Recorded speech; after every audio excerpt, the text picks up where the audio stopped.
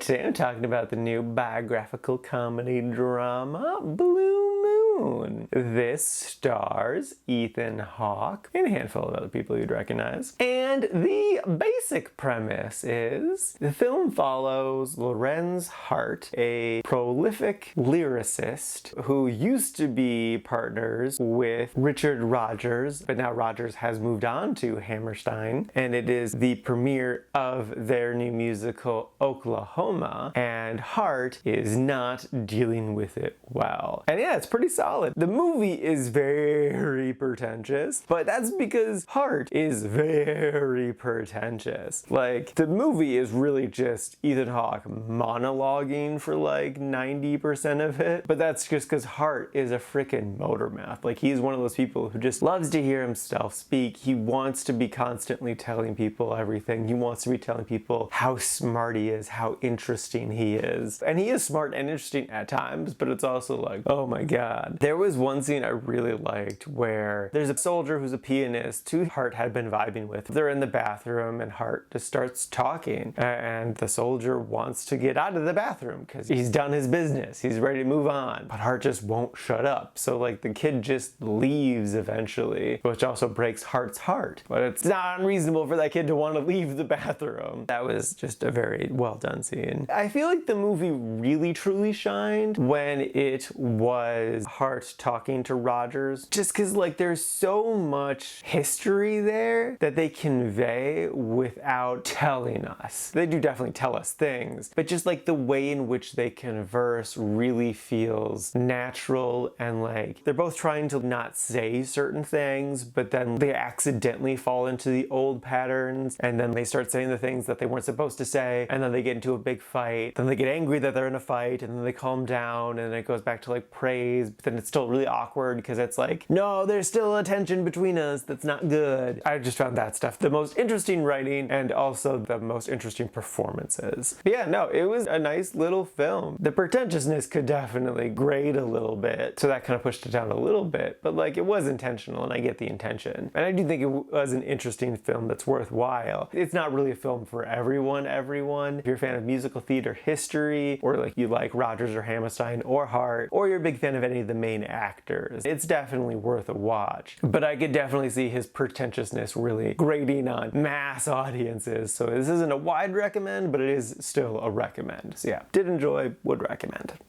And now for my ranking, I put this at number 54 in the Quite Like section. This is out of a total of 98 new movies so far this year.